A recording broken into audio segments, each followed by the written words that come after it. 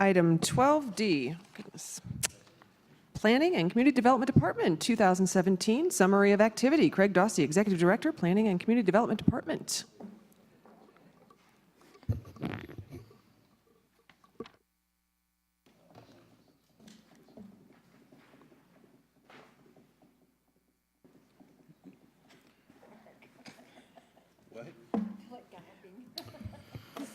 Good morning, President. Good morning, Commissioners. As I try to do every year, I try to update you on the activity that we incurred over the previous year. This is long, but I will try to go through as fast as I can. You got 5 minutes, don't worry. It's hard to follow the awards presentation. It's bad enough already. So the things I'm going to cover our annual statistics, which is kind of the work activity, some of the code enforcement abatement projects, some of the land development code amendments that you all saw, and then some of the operational changes and upgrades, and then what we're looking forward to in 2018, and even some of the years beyond that. So quickly, when you compare the major development applications, this doesn't cover the stuff that we review at the front counter. This is a lot of the stuff that you all see. For 2017, we ended up with 367 projects. That was down from 392 in 2016, and very consistent with years 2014 and 2015. Out of the 367 major development applications, 230 of those were Type C, which are handled administratively but require a full team to review. A lot of those are your major commercial development applications. Of the 367, 137 of those were hearing-based. Those maybe a PUD or a prelim or a final plat. When you compare already 2018 to 2017, for January we saw a net decrease of 16 applications, but in February we saw a net increase of 24. I think that's more along the lines of what we're going to see for the remainder of the year. If you recall, a lot of some of the reporting I've provided in the past, I believe a lot of the inventory of platted lots that were created either prior to or during the recession have been consumed by the market, and I think now you're looking at a lot of large-scale development applications that are coming in order to create, as you just heard, that additional housing stock. Looking at it from a reviewer by reviewer basis, in year 2007, which we had 397 projects, each reviewer averaged 22.1 projects per year. And again, these are just the major development applications. That was accomplished by 18 reviewers. In 2017, we had 9 reviewers carrying a project load of basically double. That's 40.8 projects per reviewer.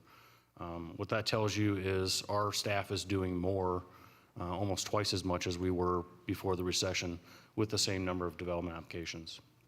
Obviously, that's probably not sustainable long term.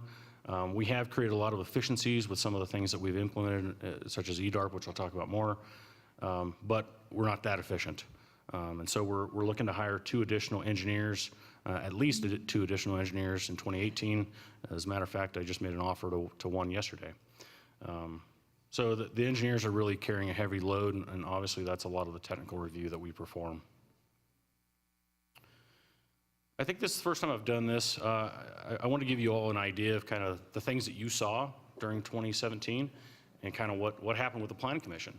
Compare kind of what they did with the same items that you reviewed. The Planning Commission saw 51 land use applications. They heard 51 of those. 19 of those were consent and 32 were regular items. There were 3 that they heard that you all didn't hear. Those were items that stop at the Planning Commission that you end up not hearing. So what that means is you all saw 48 of the 51 that the Planning Commission saw. And for you, 16 of those were consent and 32 regular. The Planning Commission made a recommendation denial on only 2 applications of the 51 that they saw. If you recall, one of those was the multifamily rezoning project at Powers and Galley. Ultimately, the Board of County Commissioners not overturned, but disagreed with the Planning Commission and approved that. And then the Hellbush commercial rezoning up in Monument, the Planning Commission recommended denial, and you all made a motion for approval. On the flip side, things that the Planning Commission made a recommendation of approval for that you all denied, There were two of those items, the Fletes Contractors Equipment Yard, which was in the Falcon area. Planning Commission recommended approval. The Board of County Commissioners ultimately denied that application. And then the Silverado PUD, which was our PUD that we discussed in great detail about the ability of the land to support the various grazing activities of the equestrian uses. That was approved by the Planning Commission, but denied by the Board of County Commissioners. Moving on to our lower level development applications. These are things like single-family residences, driveway permits, and minor commercial site plans. We processed about 4,800 minor development applications in 2017 compared to basically 4 less in 2016, so it was pretty much on par with the year before. There was a revenue increase of about $5,200 to the department. I think it's important to note, though, that just in the month of January of 2018, we saw a $10,000 increase year over year from what we saw in 2017 for 2018. I actually think that that's probably going to continue as well. Maybe not to that same extent, but I think it will increase. One of the things we like to track is single-family residences. Your presentation just a while ago talked about the housing stock and what's happening nationwide and also in the region. This tracks the number of single-family residences put on the market over the course of the last 4 years. Obviously, in 2014, we were coming somewhat out of the recession, and now we're peaking. Certainly, the city of Colorado Springs is peaking at 21, 24 for year 2017. In the bottom right-hand corner, I've produced the regional totals in terms of the percent increase year over year. That continues to be in the positive. You can see that 2015 and 2016 were sizable increases across the region. I would say of particular note, although the numbers in terms of the volume is low, if you look at the town and Monument, when you compare 2014 to 2017, they're somewhere in the neighborhood of 150% increase. One of the things that often most people don't know that we do, or maybe aren't aware of what we do, you know, we're carrying development applications from infancy to retirement, basically, and part of that includes construction inspections. We do co-inspections with the Public Works Department. Last year, if you recall, was the first year that we started performing sidewalk inspections. We performed 606 sidewalk inspections. Those inspections didn't used to occur. That was part of our sidewalk program to make sure that the county was accepting quality sidewalks. Of the 606 that we inspected, 86 of those failed. That is approximately a 14% failure rate. I think what's important to note about this is that's only for those that failed. There were some, I believe, that were repaired before we inspected them. So what that means is I think the actual damage rate was much higher than what the actual failure rate was. But because of the program, a lot of the builders are being proactive and actually repairing those sidewalks ahead of the inspection. We estimated that failure rate, had the county accepted those sidewalks at a cost to the county, if the county had to actually replace those sidewalks, somewhere in the neighborhood of $100,000. That's just for the materials. That's not mobilization, staff time. The county accepted approximately 11 miles of sidewalk. The value of that sidewalk is about $1.2 million just for year 2017. We also performed 1,300 driveway inspections, just over 300 stormwater inspections, and close to 1,700 subdivision inspections. That is all being done with a team of 4 people.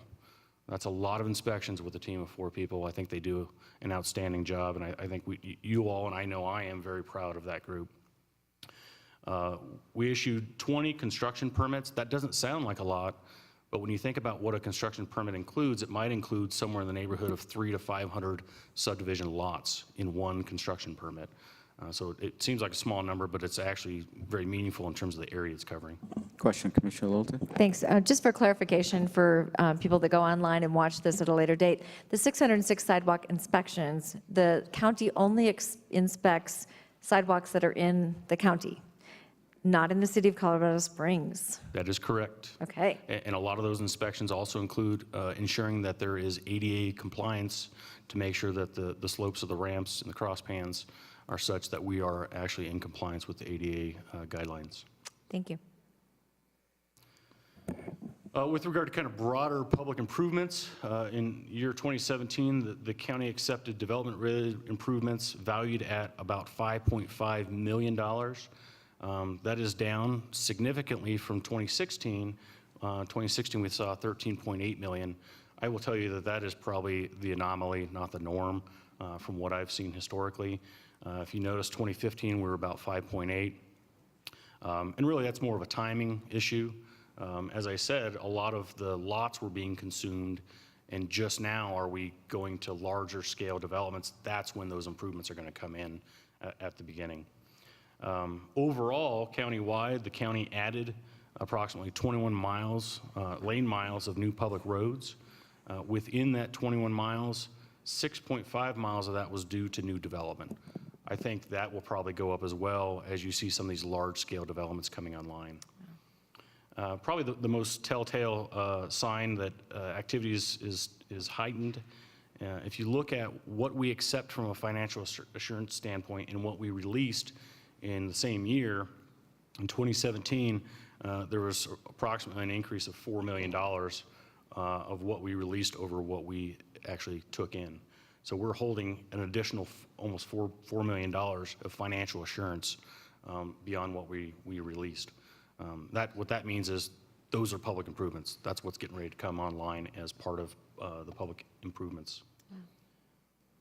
Probably the biggest area or the biggest division that saw a lot of activity or increased activity is our code enforcement group. And you all are very close with our code enforcement officers. You constantly get requests or complaints, and our code enforcement officers will go out and inspect the situation. In 2017, we had 3 code enforcement officers. They processed a total of 865 complaints. It was higher in 2016, and I'll explain why I think that is. So it was a decrease of 21%. If you recall, in 2016, we had substantial early summer and spring rains. Most of that increase was a result of weed activity. I think it's a good thing that we didn't have nearly as many weed complaints as we had in 2016, but I think that does explain the decrease in the number of complaints. What's important to note from this slide is that our land use, our zoning complaints went up. We saw a pretty sizable increase. And how I can relate that to you all is a lot of the variances of use, like we just saw on Tuesday, are the result of a zoning violation that has to come before you for the forgiveness that we always talk about. Obviously, we work very closely with the county attorney's office. We had 73 complaints that were brought to the Board of County Commissioners to authorize litigation versus 94 in 2016, but we had only 31 in 2015. I'm happy to report because of the actions that the board took, that process of authorizing litigation now is achieved administratively unless there's appeal to you all. So all of this activity that involves a lot of staff time, both from the county attorney's office as well as code enforcement, we can now accomplish much more efficiently through the administrative process. We did abate 6 properties to the tune of about $25,000, which was a line item in our budget. And we only had 1 in 2016 and 1 in 2015. The 6 properties I highlight there are only those that came out of the Planning Community Development Department budget. There was one other project that Commissioner Littleton is very familiar with, which I'll show pictures of in just a second, that did not come specifically out of our budget, but was financed through other means. So I'd like to just quickly go through the photos of some of the cleanup projects that we performed in 2017. The first one is in the Widefield area. This was one day. It was a really small weed cleanup. We try not to get too much into the weed cleanup activity because, frankly, a lot of times they just grow back because you have an absentee owner or landlord. But it is something that when it gets bad enough, we have to take action. And that's the after picture. Obviously, it was a substantial improvement, certainly for the neighbors. The next area was in Calhan, and you'll note as I go through these, they get what I would refer to as more severe. This was on a single-family residence, but it was approximately 35 acres. This was a property that had seen, the property owner was dealing with some very difficult family issues, the loss of a child, So we stepped in to try to help out this individual and try to get her back on the right path to make sure that she can deal with her own waste from occupying the residence. You'll notice in a lot of this is just household trash. And what happens, particularly in this area of the county, is you get a lot of that trash blowing, and that's when your neighbors become aware. Obviously, this is in an area where the houses are pretty well spaced out, but when the trash starts blowing, they become very aware very fast. So that's the after. Again, just kind of household waste that found its way outdoors. So again, those are kind of the smaller ones that we accomplished. Then the next one was in the security area. This is single-family residence, 7,400 square feet. Violation first reported in May of 2016. It took 1 day, but it took 7 truckloads to haul off everything. You'll notice in this picture, the burned building. Some of the discussions that I've had with you all with regard to the dangerous building section that you added recently back into the building code. These are the kind of structures we're talking about that the habitability of that structure is certainly in question. So this is in the front yard, just piled up. Also in the front yard, just household trash.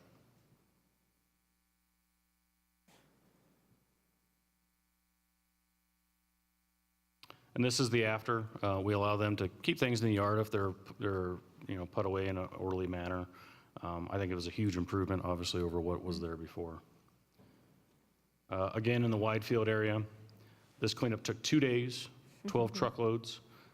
Every time I give you the number of days and the number of truckloads, that also involves staff time, because our staff is on site the entire time we're doing the cleanup to make sure that there's no issues with the person that we've hired, the company that we've hired, as well as the resident.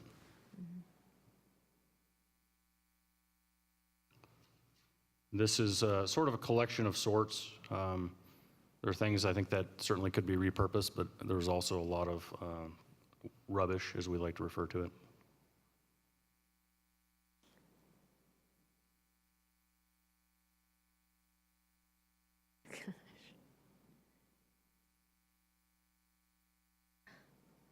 I have a bicycle. I don't know if any of you need a bicycle, but I think we could probably make that happen for you if you'd like one. Any stolen bicycles recovered? This was the front yard of that property. Where is that? Whitefield. There was a dumpster, but the dumpster obviously was overflowing and had not been emptied in some time. So they had made attempts to try to clean up the property as a result of our involvement, but it wasn't happening. And that is the after photo. Good job. The next one was a fairly sizable cleanup project out in the Callahan area. This cleanup took 4 days of staff time. When we serve the entry warrant, it is important to note that that is done in collaboration with the sheriff's office. Obviously, not everybody is welcoming us with open arms. Our staff gets threatened quite often, and a lot of times the sheriff's deputies have to be on site to make sure that the cleanup can be performed. So this one cost just under $9,500.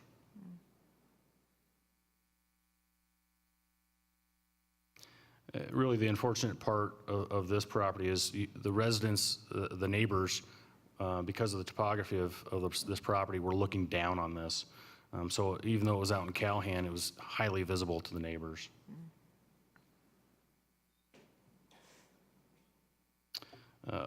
Just kind of a side note, this structure was an addition onto the residence. Obviously, that structure was not built to code, but we are not able to identify that it was built after the requirement for a building permit, which means that there's no opportunity for enforcement from that standpoint. But again, looking at our dangerous building section, if the structure were to get in too bad a shape, there may be an opportunity there as well.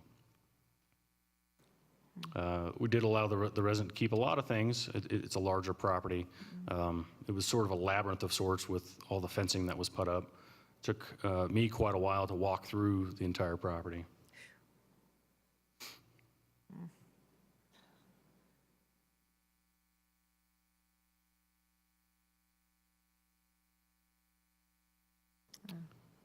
The next one was in the security area. This was a 2-day cleanup, but it took 17 truckloads to haul off all of the items on site. This one cost just under $6,000. My gosh. Wow. What was really unique about this property, and really unfortunate, is that in each of these outbuildings, there was somebody living in these outbuildings. What? In some cases, very little sources of heat or no source of heat. So obviously our direction to them was, you're going to need to find alternative housing. This is not an allowed use. This is not a multifamily site. There is some allowance for them to move out, but we had no idea they were even in there until we actually served the entry warrant.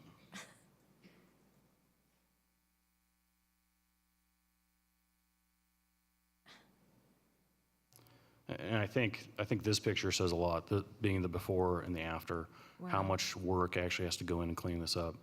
I think it's important to recognize that our code enforcement officers aren't standing there watching whoever we hire remove all the items from the property. They are actively engaged in helping in order to try to make it occur on a faster rate.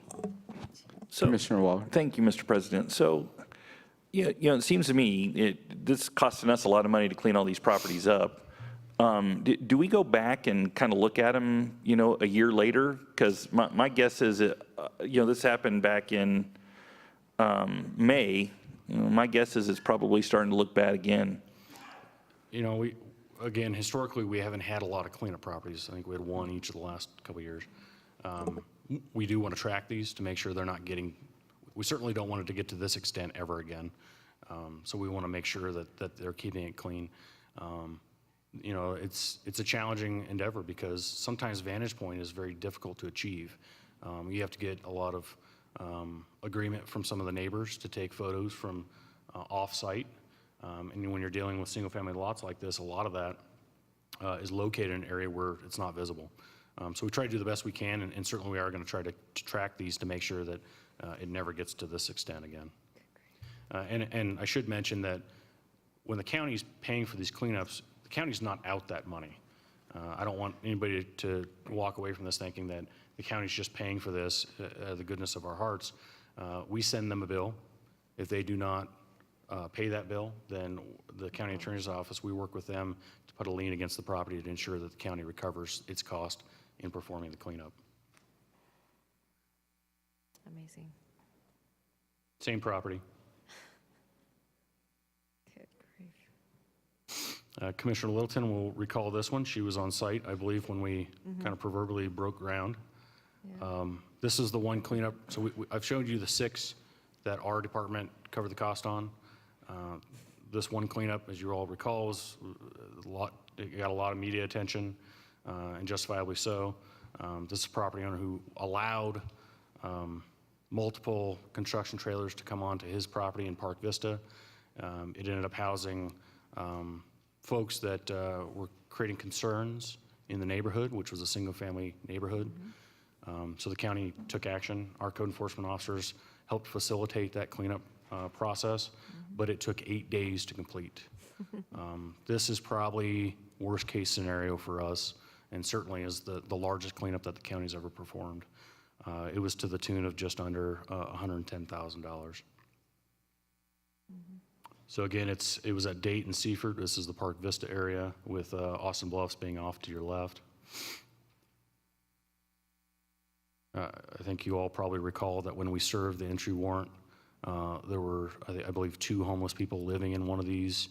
The sheriff's deputies were great. They bought them breakfast, but did encourage them to move on because we were in the process of demolishing these structures on site.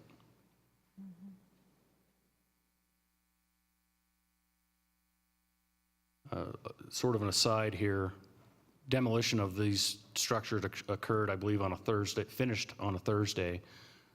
The following Saturday, 2 days later, the adjacent property owner was hosting her son's rehearsal dinner. I can't tell you how excited they were that the cleanup got performed when it got performed. I should also note that our Department of Public Works was critical to getting this done. and working with the city of Colorado Springs to close off the roads in order to make sure that we were safe in the demolition of these structures. The Public Works Department also, as a result of a warrant that the judge gave us, we were able to use some of the Public Works equipment to move some of these structures out of the county's right-of-way. With their location being in the right-of-way, there's certainly a liability to the county if a wreck did occur as a result of that presence. So our neighbor was, I believe, this home. They were all too delighted to see us show up with the front-end loader. So total, about $135,000 were spent. Obviously, 110 of that was the one cleanup. But you know, it's important to note it took well over 100 hours of staff time to facilitate the cleanup of these properties. We are now going to have a code enforcement staff of 4, which would include our supervisor. I think we're way more responsive than we've ever been to the neighbors, and I think that's very important. Any questions on the cleanup items? Good job. Thank you. Moving forward, as you are all aware, because you saw them, we did draft several land development code amendments. We are constantly in the process of reevaluating our regulations to make sure that we're doing everything as best we can. Obviously, the feature amendment was our tiny homes amendments that we drafted for the land development code. But I don't think that should overshadow the other work that was done on some of the other ones, because you know, we deal with things on a daily basis that are frustrating, that frustrate residents, that frustrate business owners. And so we try to take the initiative to change those sections of the code in order to better facilitate our review of those types of things. Again, as I mentioned earlier, updating code enforcement procedures to make the process administrative. I think that is a huge thing. I don't want to brush that aside at all or overshadow that in any way. Obviously, the thing that I'm probably the most proud of that we were able to accomplish last year was we were able to get the first phase of EDARP up and running. I know you've heard me talk about that many times. It's important to understand what we have completed to date and what we're still working on. It's not complete. We're constantly updating it, making tweaks to it, but we're also expanding it. So last year, we were able to create the program where we could accept type C and D applications. Again, these are our major development applications that you all see. We're also able to create a program where early assistance applications could be submitted. That is a really cool program because they can select the days of the week that they'd like to meet and the hours within that day. And then our staff can select one of those times and it'll send them a meeting invite.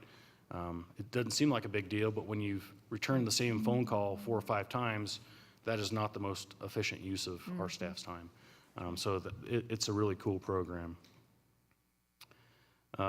Moving forward, what we're looking to do this year, moving into even 2019 and beyond, as you all know, we are in the process of working on our county water master plan. We hired Forger & Associates during 2017 to be the lead consultant. You all confirmed appointment of 12 members of our steering committee who have already met 3 times. We sent out requests for, or surveys rather, for water providers to provide us with the underlying data that will support the findings as well as the goals and policies that we hope to develop as part of the water master plan. I'm happy to report that all but one of the water providers that provides to at least 2,000 taps has responded to that.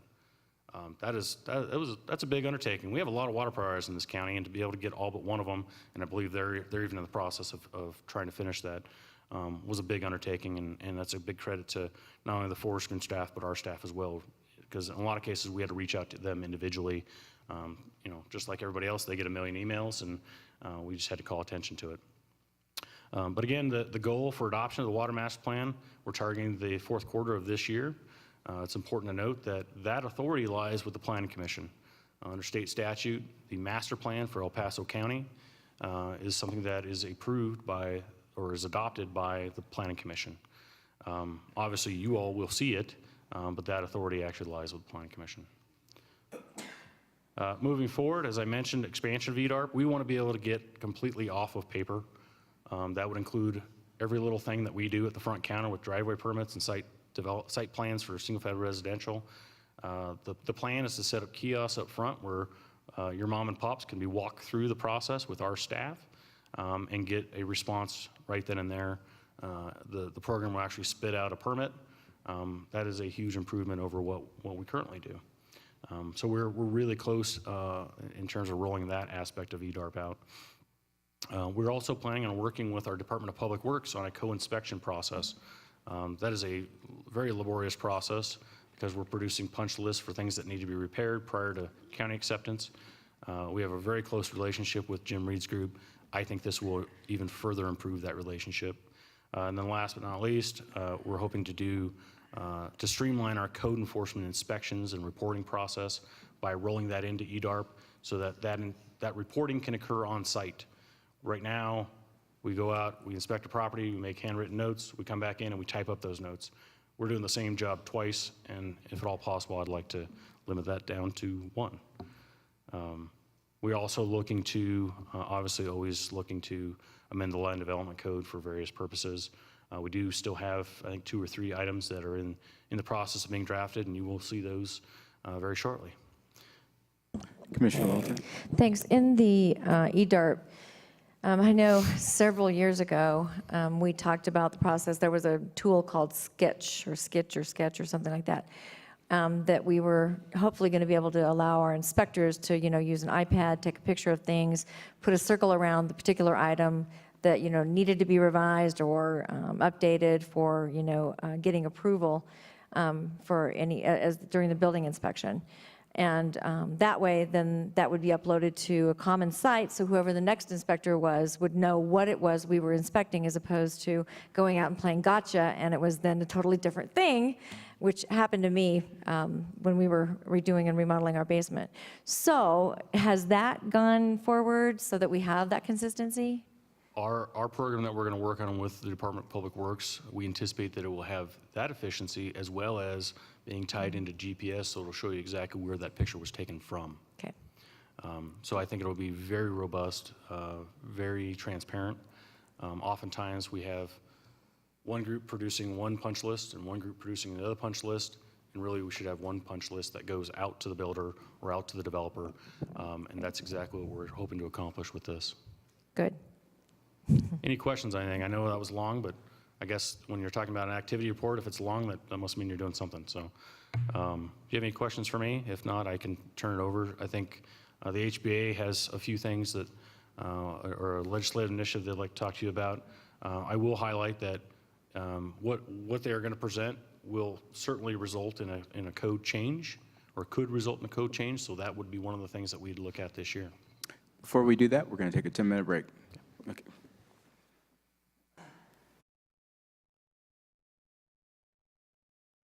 Okay, we are now back on the record. Okay, we are picking up with, are we at 12?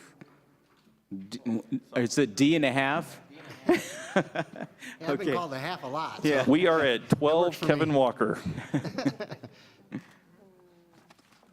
President of the board, Glenn, and President Pro Tem, Mr. Mark Waller, and members of the board, my name is Kevin Walker. I am the chair of the Public Policy Committee at the Housing and Building Association, and have worked for years in this industry of regulation and processing and regulatory affairs at both the local city, county, and state level.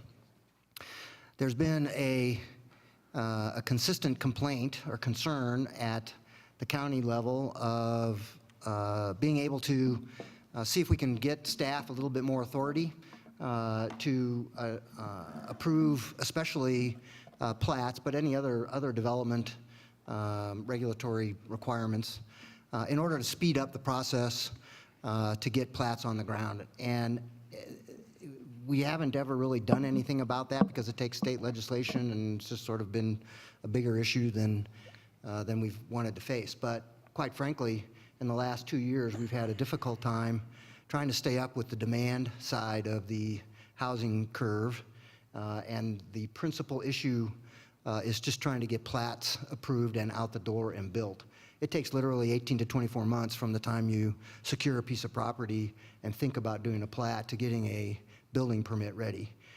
And some of the recent data that we've seen is that we're only have a year's supply of lots in front of us. So we're a little bit behind the curve in trying to get this issue resolved, but we believe that the state legislation, enabling legislation, is problematic for your staff in that it has to bring every single final plat with all the final design and all of the approved easements, et cetera, to you before you're able to review that and approve it. It just adds months at times onto the process and is very inefficient, costs staff time, costs engineering time, but most importantly, it costs the development time. And so we have been, Just 1 second, let me, Commissioner. because I kind of confusing terms here a little bit, and I'm worried that people are going to be confused here. You just said the state legislation prevents that from happening. I think what you meant to say was current state statute prevents that from happening. You're working on legislation that's going to overcome that issue. I'll defer to the lawyer in the room, then yes. Thank you. I just want to make I don't know what sure. that meant either, but I just used the words. Well, it's legislation Yeah, is okay, something so- that's right, so proposed, to get to- statute's something that's passed. Anyway, to cut to the chase, exactly.